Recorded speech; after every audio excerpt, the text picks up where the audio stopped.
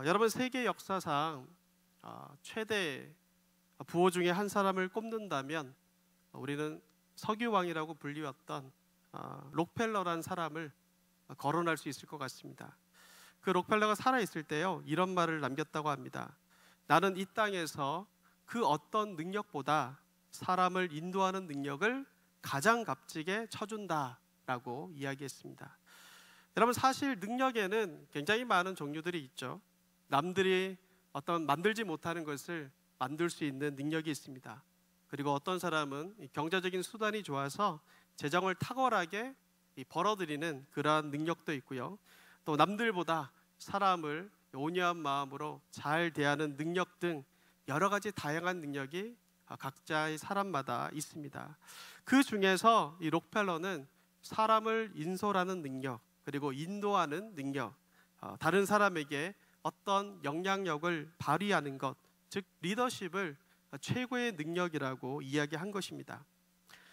그도 그럴 것이 우리가 살아가는 인간 사회에서 리더십이라고 하는 것, 그리고 지도력이라고 하는 것은 꼭 필요하기 때문입니다. 자세히 생각해 보면 적게는 우리의 가정에서 리더십이 필요하고 실제로 리더십이 존재합니다. 그리고 학교, 직장, 국가에서도 이 리더십이 당연히 필요하죠. 또한 우리가 지금 있는 이 교회에서도 리더십, 참된 영적 리더십이 필요합니다. 그렇기에 이 록펠러라는 사람이 리더십이 굉장히 중요하다, 그 능력이 제일 중요한 것 같다라고 얘기하고 강조한 것은 너무나도 당연하게 여겨집니다. 저는 오늘 여러분들에게 성경의 역사 속에서 여러 많은 좋은 리더들이 있지만 탁월한 리더십을 가지고 탁월하게 하나님의 사역을 완수하고 그 사명을 감당했던 한 사람을 소개할까 합니다. 그 사람은 바로 절망과 어두움이 가득했던 시대 가운데 무너진 성벽을 재건하는 데 앞장섰던 영적 리더였던 느헤미야입니다. 사실 여러분, 느헤미야서를 읽어보신 분은 아시겠지만 저희가 생각해 볼 수 있는 주제들이 사실은 굉장히 많이 그 성경책 가운데 나옵니다. 그러나 그 중에서도 돋보이는 주제 중에 하나는 리더십이 아닐까 생각을 해봅니다. 오늘부터 몇 주간 제가 이제 설교를 할 기회가 있을 때마다 언제까지 할지 모르겠지만 몇 주간 여러분들과 함께 느헤미야서에서 볼 수 있는 리더십에 대한 이야기를 할 텐데요. 시작하면서 여러분들에게 한 가지 당부드리고 싶은 것은 우리 모두가 영적 리더로 각자가 다 세움받았다는 사실을 기억하고 이 말씀을 드렸으면 좋겠습니다. 그리고 리더십 하면 대부분 어떻게 생각하냐면 교회라고 치면 목사님들 아니면 장로님들에게만 해당되는 이야기다라고 생각하기 쉽지만 그렇지 않습니다. 우리 모두는 각자 그리스도인들로 각자의 위치에서 다양한 모습으로 리더로 살아가는 자들임을 기억하시고 하나님께서 우리 각자에게 어떠한 말씀을 하시는지 그 말씀을 기대하고 기억하면서 듣기를 원합니다. 구약 성경에서 이 느헤미야서는요, 순서상 이 구약 성경을 딱 펼쳐보시면 순서상 이 중간 정도의 위치에 있거든요. 그러나 실제로 시간 순서대로 연대기 순서대로 따지면 구약 성경 총 39권 중에 38번째, 마지막 말라기서 시대 앞 혹은 이 동시대에 일어난 일을 다룬 책으로 사실상 이 느헤미야서는 구약 시대 가운데 마지막 시대의 이야기를 다룬 책이라고 할 수가 있습니다. 여러분, 이 느헤미야서를 잘 이해하기 위해서는요, 이 시대적인 상황과 배경을 조금 알아야 됩니다. 첫 시간인 만큼 이게 조금 지겨울 수 있거든요. 그렇지만 이 느헤미야서의 이 전체적인 배경과 그때의 상황들을 간단하게 정리하고 본문으로 들어가려고 합니다. 제가 질문을 몇 가지 던져볼게요. 여러분, 처음부터 창세기 1장부터 시작하면 너무 오래 이제 시간이 너무 길어지니까 중간쯤에서 얘기하면, 여러분 이스라엘의 1대 왕이 누군지 아십니까? 사울이죠, 그렇죠? 제가 여러분을 너무 무시하는 질문을 드린 것 같은데 1대 왕은 사울입니다, 그렇죠? 그러면 사울왕 다음에는 누구죠? 왕이? 다윗이라는 왕이 세워진다, 그렇죠? 그리고 다윗 다음에는 누구죠? 다윗 다음에는 그의 아들이었던 솔로몬, 그렇죠? 솔로몬이 왕이 됩니다. 그렇게 이스라엘은 처음에는요 단일 국가를 이뤄 나갑니다. 단일 국가로 쫙 이뤄 나가다가 안타깝게도 솔로몬 사후에는 나라가 하나였는데 원래는 두 개로 갈라지게 됩니다. 그 두 나라를 우리는 뭐라고 부르냐면 북쪽은 북이스라엘이라고 부르고요, 남쪽에는 남유다라고 우리가 부릅니다.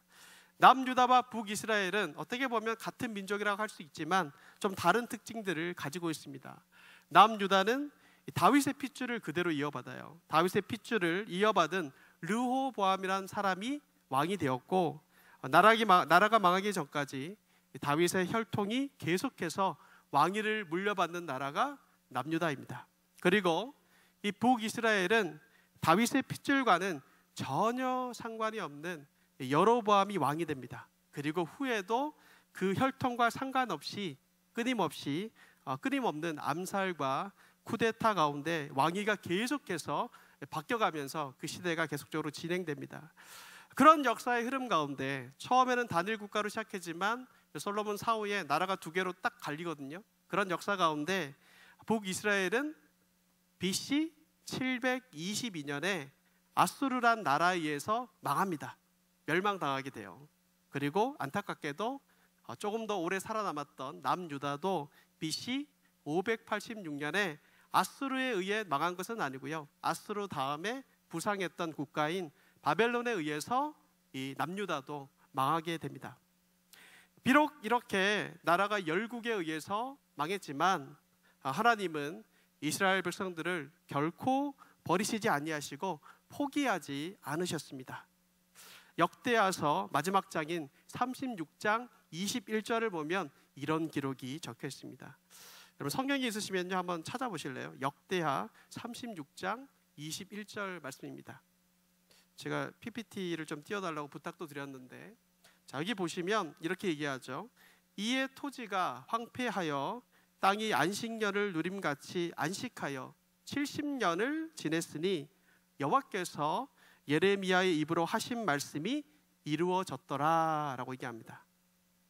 여러분 당시 남유다가 멸망하기 전에 그 멸망하는 그 시점 가운데 활동했던 선지자가 있었는데요, 그 사람의 이름은 우리가 잘 아는 예레미야 선지자입니다. 그런데 이 예레미야 선지자가 하나님께 어떤 특별한 계시를 받았었는데, 그게 뭐냐면 이스라엘 민족이 망하고 포로로 잡혀가더라도 70년 후에 그들이 다시 회복될 것을, 그런 계시를 받았던 거예요. 그런데 그 일이 실제로 나라가 망한 다음에 포로로 다 끌려갔지만 그 이후에 그 일이 실제로 역사 가운데 때가 되어서 이루어지게 된 것입니다. 그 다음에 이어지는 역대하 36장 22절부터 23절을 보면 그 회복이 어떻게 일어났는지 기록되어 있죠. 여러분 22절하고요 23절 말씀 조금 길지만 같이 한번 읽어볼까요? 함께 읽습니다. 자 시작. 바사의 고레스 왕 원년에 여호와께서 예레미야의 입으로 하신 말씀을 이루시려고 여호와께서 바사의 고레스의 왕의 마음을 감동시키심에 그가 온 나라에 공포도 하고 조소도 내려 이르되, 바사왕 고레스가 이같이 말하노니 하늘의 신 여호와께서 세상 만국을 내게 주셨고 나에게 명령하여 유다 예루살렘에 성전을 건축하라 하셨나니 너희 중에 그의 백성된 자는 다 올라갈지어다. 너희 하나님 여호와께서 함께 하시기를 원하노라 하였더라 라고 이야기합니다. 드디어 하나님께서 예레미야에게 계시하신 예언한 그때가 되었습니다. 하나님께서 그때에 이스라엘 백성들, 나라가 망한 이스라엘 백성들을, 그 나라를 놀랍게 회복시키는데, 그것은 바로 바사는 페르시아를 얘기하는 거거든요. 페르시아 왕인 고레스라는 사람을 들어가지고 포로로 잡혀갔던 이들이 고국인 예루살렘으로 돌아와서 성전을 다시 짓게 하는 것이었습니다. 이 일을 우리는 역사 가운데, 성경 가운데 뭐라고 부르냐면 제1차 포로귀환이라고 부릅니다. 제1차 포로귀환. 이 고레스 칙령과 함께 수많은 사람들이 당시 리더였던 스룹바벨과 예수아를 따라가지고 타국에서 누리고 있던, 가꾸어 왔던 삶의 모든 것을 다 내려놓고 성전을 짓기 위해서 예루살렘으로 돌아왔습니다. 비록 성전 건축 과정에서 사실 온갖 어려움이 있었어요. 여러 가지 안 좋은 상황들이 있었지만 결국은 그 성전이 지어지게 됩니다. 이 일 이후에 우리가 잘 아는 에스라가 중심이 되어서 제2차 포로 귀환이 일어나게 되는데, 이때의 핵심 사역은 말씀과 예배에 대한 개혁과 회복이었습니다.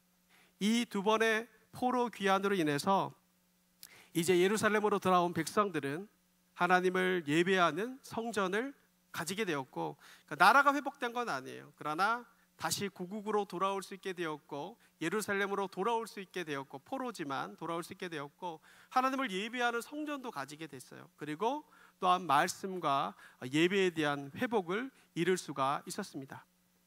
그러한 상황 속에서 이 귀한 자들은, 포로 귀한 자들은 생각했습니다. 그들이 이제는 형편이 나아질 것이다 라고 생각했습니다. 성전도 있고, 우리가 비록 나라는 이렇지만 하나님 앞에 성전 가운데, 성전에서 예배를 드리고 있으니 하나님이 더욱더 큰 회복과 축복을 우리에게 주실 것을 기대한 것입니다. 그런데 웬걸 그들의 삶이 이전보다 더 힘든 것입니다. 차라리 포로로 잡혀가서 이방인의 땅에 살았던 그때가 훨씬 더 삶의 형편이 나은 것입니다. 비록 성전은 지어졌지만 계속되는 외세의 침입으로 인하여서 경제적인 생계를 꾸려가기가 정말 힘들어졌습니다. 시간이 지나면 좀 나아지겠지라고 생각했는데 시간이 흐를수록 회복의 기미가 보이지 않습니다. 현실은 더욱더 깜깜하고 암담해질 뿐입니다. 그런 상태 속에서 자연스럽게 그들은 어떻게 됐냐면 하나님께 원망과 불평을 쏟아놓기 시작합니다. 아니, 하나님, 이럴 줄 알았으면 그냥 이방인의 나라에서, 이방인의 땅에서 내가 편안하게 살게 하시지 왜 나를 이곳 예루살렘으로 인도하셨습니까? 왜 우리를 이곳으로 인도하시고도 더 이상 우리의 삶에 간섭하시지 않는 것 같고 돌보시지 않으십니까? 라고 하면서 그들의 마음 가운데 불만과 불평이 쌓여가고 있었습니다. 이러한 시대, 나라가 빼앗겨서 절망이 가득했던 시대, 하나님의 회복이 있었지만 삶에서 닥쳐오는 환난과 고난으로 인하여서 하나님께 인간적인 불만들이 눈덩이처럼 쌓여가는 그 시대 속에서 하나님은 한 사람을 선택하셔서 그 사람을 세우시는데, 그 사람이 바로 느헤미야이고요. 이 느헤미야를 통하여서 제3차 포로 귀환을 이끄십니다. 그런데 흥미로운 것은 그의 이름의 뜻을 우리가 보면 매우 흥미롭습니다. 느헤미야의 이름의 뜻이 무엇인 줄 아십니까? 그 이름의 뜻은 바로 하나님의 위로, 하나님이 위로하신다는 뜻을 가지고 있기 때문입니다. 지금 절망에 빠져 있는 백성들에게 그 백성들을 진정으로 위로하고 만져주시고 회복시켜 주시기 위해서 하나님께서 느헤미야를 그 시대 가운데 도구로 사용하시지 않았는가 생각을 해봅니다. 이런 배경과 이 상황을 염두에 두고요, 대충 지금 이 포로로 귀환했던 사람들의 상황이 어떤지 아시겠죠? 한마디로 말하면 힘들었어요. 너무 힘들고 절망 가운데 있고 소망도 없고 희망도 없는 그런 삶이에요. 그런 상황과 배경을 염두에 두고 오늘 본문으로 다시 돌아와서 느헤미야 1장 1절을 보시면 그에 관한, 이 느헤미야에 관한 간략한 소개가 등장하고 있습니다. 1절 말씀 한번 같이 한번 읽어볼까요? 1절 말씀 함께 읽습니다. 자, 시작. 하가랴의 아들 느헤미야의 말이라. 아닥사스다 왕 제20년 기슬월에 내가 수상궁에 있는데 라고 얘기합니다. 짧은 한 절의 말씀이지만 느헤미야에 관해서 굉장히 자세한 정보, 많은 정보를 우리는 이 한 절에서 얻을 수가 있습니다. 첫 번째로는요, 1절에서 우린 먼저 느헤미야의 아버지의 이름을 알 수가 있습니다. 느헤미야는 하가랴라는 사람의 아들이었습니다. 여러분, 이런 소개법은요, 뭐 누구누구의 아들, 누구 이런 소개법은요, 당시 히브리어의 관용적인 용법으로 유대의 관습이었습니다. 예를 들어 가지고 이런 소개가 있죠. 성경에 보면 눈의 아들 누구죠? 여호수아, 그리고 여분네의 아들 갈렙, 이런 식으로 소개를 하고 있습니다. 이런 용법과 사실 동일한 소개법입니다. 여러분과 제가 만약 이 시대 가운데 태어났다면 저와 여러분도 이런 식으로 소개가 될 거예요. 아무개의 아들 혹은 아무개의 딸 누구누구, 이런 식으로 소개될 것입니다. 그리고 두 번째 정보는 뭐냐면 1절에 보면 그 시대, 느헤미야가 살았던 그 시대의 통치자가 누구인지, 힘이 가장 강한 사람이 누구인지를 얘기해 주고 있습니다. 누구의 이름이 나오냐면 아닥사스다 왕이다 라고 얘기하고 있죠. 역사상 BC 539년에 바벨론이 페르시아에 의해서 멸망을 당하게 되는데, 그 후에 약 80년 정도 시간이 흐른 다음에 세워진 왕이 이 아닥사스다 왕이었습니다. 그는 당시 세계 최강대국이었던 페르시아의 최고 왕이었습니다. 또 1절은 무엇을 말해줄까요? 느헤미야가 있었던 장소를 또 우리 가운데 말해주고 있습니다. 바로 그는 수상궁, 즉 왕궁에 있었다는 것을 우리는 알 수가 있습니다.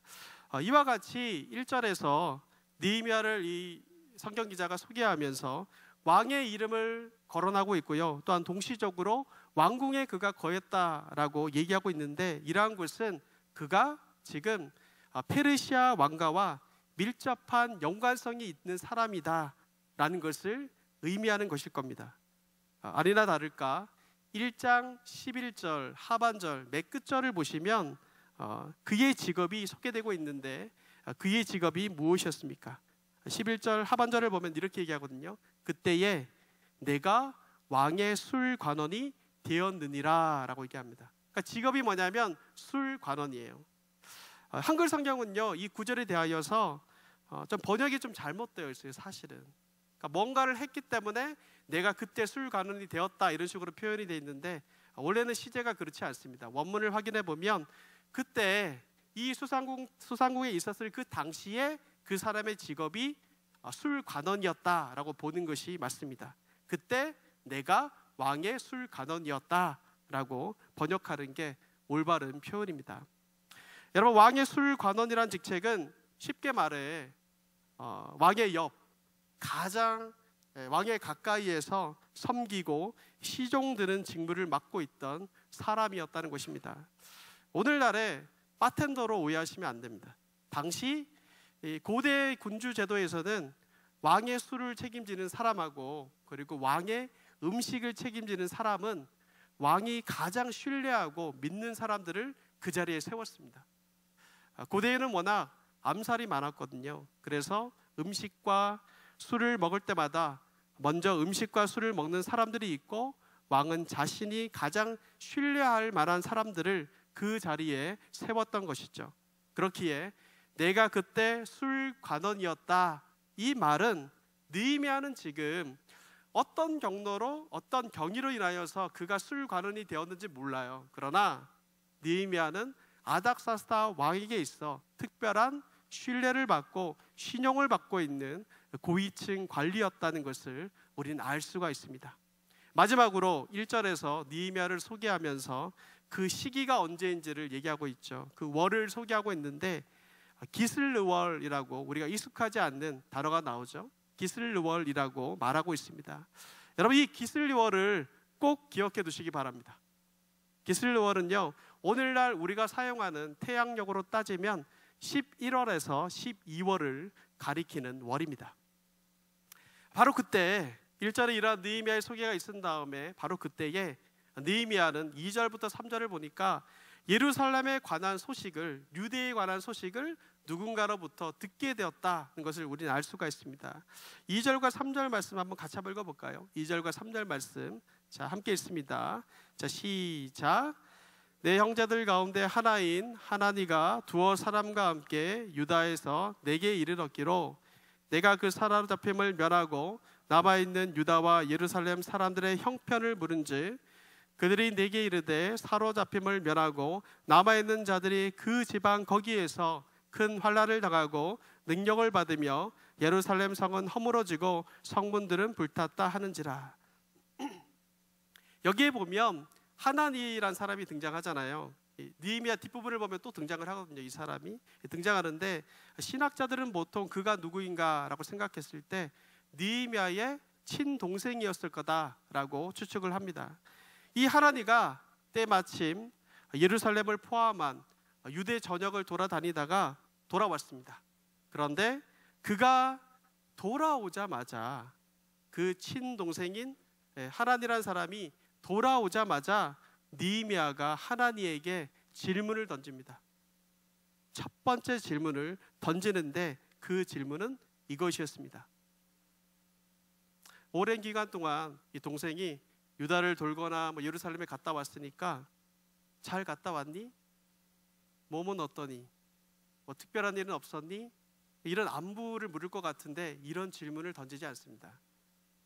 뭐라고 얘기하냐면 지금 남아있는 유다와 예루살렘의 형편, 즉 포로로 귀환하여 살고 있는 우리 동포들이 지금 어떻게 살고 있고 실제로 그들이 살고 있는 그 장소가 그 상황이 어떠한가를 가장 먼저 묻고 있다는 거예요. 여러분, 지금 하나니가 말을 먼저 꺼내지도 않았는데 먼저 느헤미야가 예루살렘의 상황을 물었다는 것은 이전부터 느헤미야가 예루살렘의 상황에 대하여서 자기의 동포와 민족에 관하여 큰 관심을 가지고 있었다는 것을 뜻합니다. 그렇지 않습니까? 관심도 없는데 오랜만에 돌아온 동생에게 그 질문을 가장 먼저 할 리가 없을 겁니다. 비록 몸은 떨어져 가지고 이방인의 땅에 체류 중이지만, 그리고 거기서 이방 왕을 그는 섬기고 있었지만 마음과 관심은 어디에 있는 것입니까?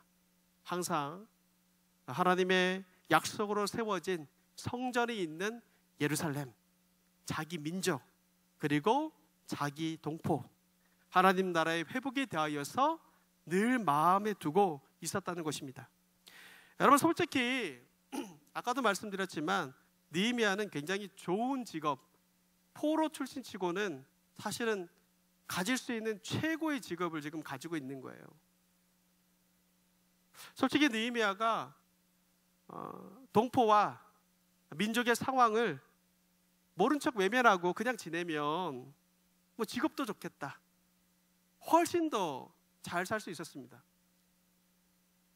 한번 딱 눈 감고 자기와 자기 식성들만 생각하면 고생 안 하고 편안한 삶을 살 수 있었습니다. 그러나 그는 그렇게 하지 않았다는 거예요. 한 동포로서, 한 형제 자매로서 힘듦과 어려움을 겪고 있는 그들을 결코 그는 외면할 수 없었습니다. 비록 그의 몸은 멀리 타국 가운데 떨어져 있지만 그의 눈과 관심은 지금 예루살렘과 거기에 있는 영혼들을 향하여 있습니다. 그는 진정으로 한 영혼, 한 형제, 한 자매를 사랑하는 리더였던 것입니다. 이런 느헤미야에게 하나님은 당시 예루살렘의 상황을 말해주죠. 3절을 보면 그들이 내게 이르되 사로잡힘을 면하고 남아있는 자들이라고 얘기하는데, 이 사로잡힘을 면하고 남아있는 자들은요, 포로 귀환을 해가지고 유대 땅과 예루살렘에 지금 거해 있는 그런 사람들을 말합니다. 그 지방 거기에서 큰 환난을 당하고 능력을 받으며 예루살렘 성은 허물어지고 성문들은 불탔다 하는지라.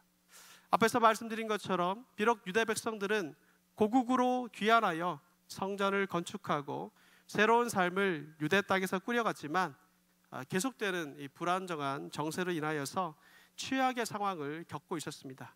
그중 가장 큰 문제는요, 성전이 건축된 예루살렘에 외곽 성벽이 없는 거예요. 성전은 있는데 그것을 보호할 만한 성벽이 없어서 외세의 침입으로부터, 외부의 사람으로부터 보호를 받지 못하는 것이었습니다.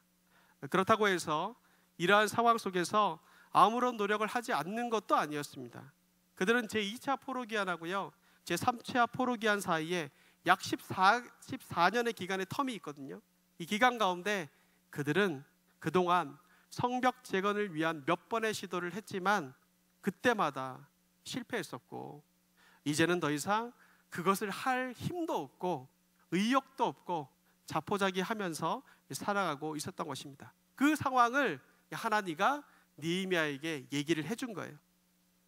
이 하나니를 통하여서 이런 절망적인 소식, 안타까운 소식, 익히 누군가의 소식을 통하여서 알고 있었지만 자신의 친동생이 직접 보고 온 그 목격한 현장들을 듣고 난 후에 그 소식을 들은 느헤미야는 어떻게 하고 있습니까? 4절을 보면 그 소식에 대한 반응이 나오고 있습니다. 4절 말씀, 한번 4절 말씀 한번 같이 한번 읽어볼까요? 4절 말씀 함께 있습니다. 자, 시작. 내가 이 말을 듣고 앉아서 울고 수일 동안 슬퍼하며 하늘의 하나님께 금식하며 기도하여. 여러분, 세상에서 말만 잘하고 실천에 옮기지 않는 리더들이 얼마나 많습니까?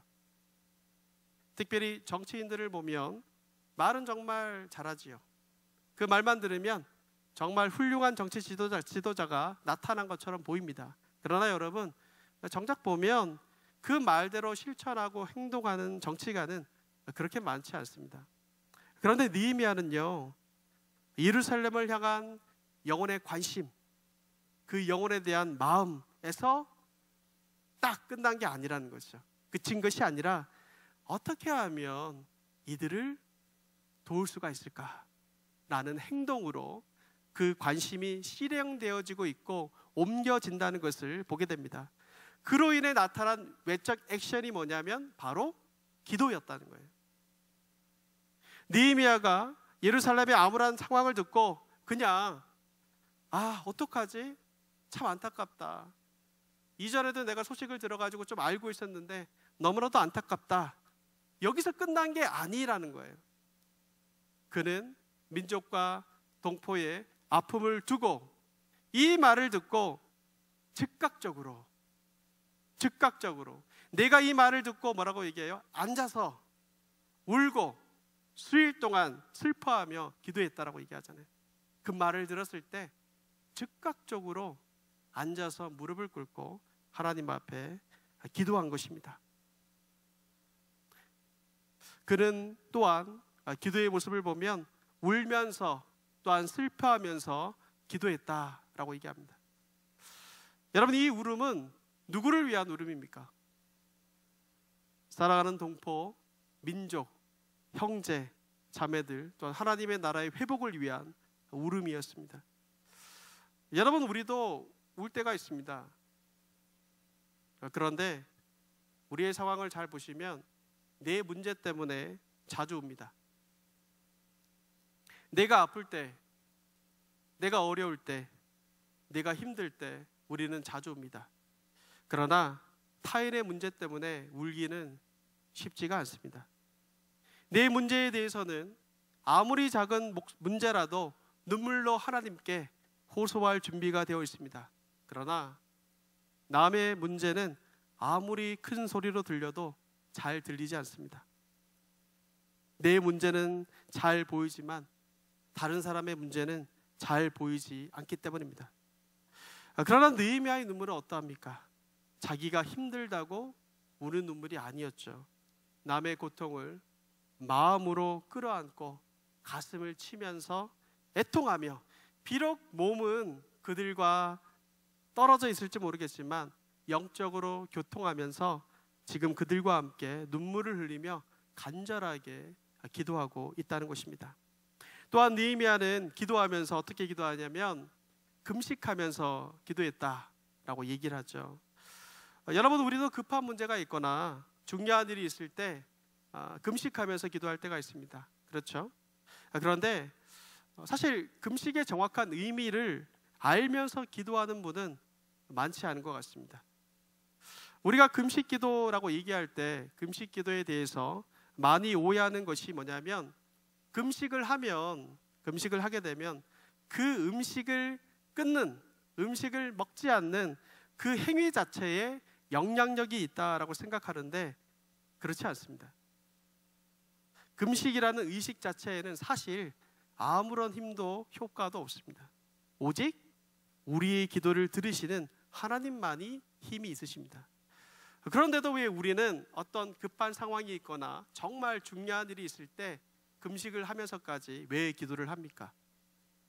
여기에는요 크게 두 가지 의미가 있습니다. 첫 번째는 먼저는 음식을 먹기 위해서 우리가 준비하는 시간이 있잖아요.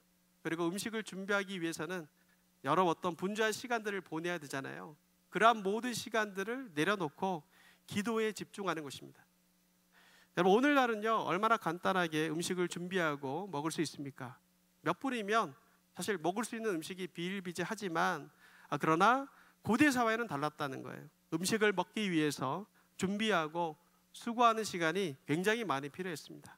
그런 모든 준비의 시간을 다 내려놓고 금식을 통하여서 하나님께만 집중한다는 의미가 금식 기도에 담겨 있는 것이죠.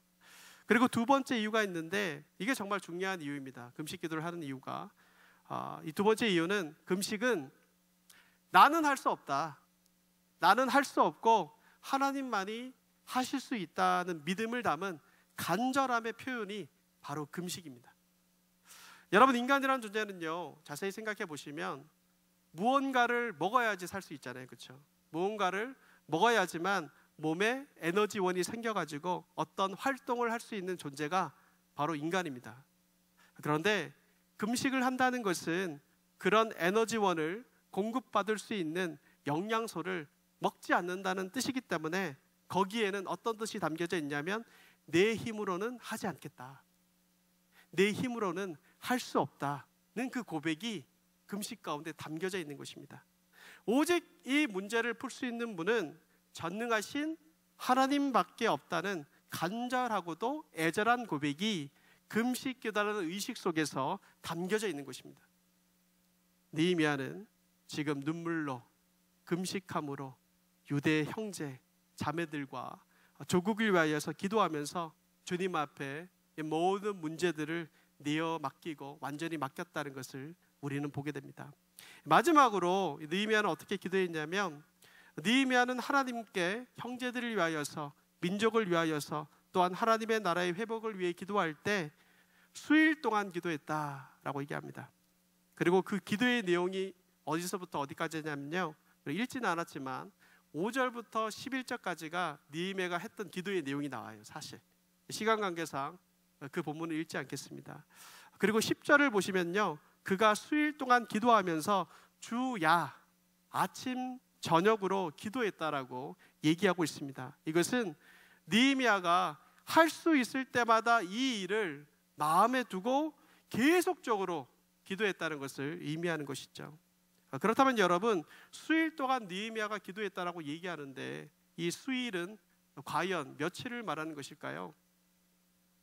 국어사전을 찾아보면요, 이 수일이란 말은 보통은 두 서너 달 이런 식으로 사용이 돼요. 그리고 혹은 그 이상의 여러 날을 사용할 때도 수일이라는 단어를 습니다. 그런데 성경을 보면요, 얼마 정도 기도했는지 우리는 정확하게 알 수가 있습니다. 여러분, 제가 1절 말씀을 얘기하면서 달을 기억하라고 제가 말씀을 드렸잖아요. 1절의 말씀에 보면 수상궁에서 하나님을 통하여서 예루살렘에 관한 소식을 들은 때가 언제이냐면 기슬르월입니다. 그렇죠? 기슬르월. 달을 기억하시죠? 기슬르월은 오늘날 태양력으로 환산하면 11월에서 12월을 뜻합니다. 근데 여러분, 느헤미야 2장을 가보시면 느헤미야 이 기도가 2장에서 응답이 되거든요. 응답이 되는데 2장 1절을 보면 이렇게 말씀이 나옵니다. 아닥사스다 왕 제20년 니산월에라고 얘기해요. 니산월. 월이 또 하나 나오죠. 여러분, 기슬월은 11월부터 12월 그 사이를 말한다면 니산월은 태양력으로 언제냐면 3월부터 4월 사이를 얘기합니다. 이 말이 무슨 말입니까? 느헤미야가 지금 살아가는 형제, 자매들, 민족을 위하여서, 하나님 나라의 회복을 위하여서 기도했을 때 약 적으면 4개월, 길면 6개월 동안 주야로 마음이 찢어지는 애통함을 가지고 눈물을 흘리면서 때로는 금식을 하면서 간절하게 하나님의 응답이 있기까지 계속해서 기도했다는 것을 뜻합니다. 우리는 이 사실을 통하여서 그가 공경에 처한 한 영혼을 얼마나 사랑하고 품고 있었는지를 알 수가 있습니다. 오늘 느헤미야서 1장에 나타난 그의 느헤미야의 여러 가지 행동들을 우리가 보면서 우리는 한 가지 결론에 도달하게 됩니다. 제가 여러 가지 많은 말씀을 여러분과 함께 나눴지만 그 모든 동기, 그것이 시작되게 된 원인, 그 모든 행동의 원인은 한 가지 결론으로 다 도달하게 됩니다.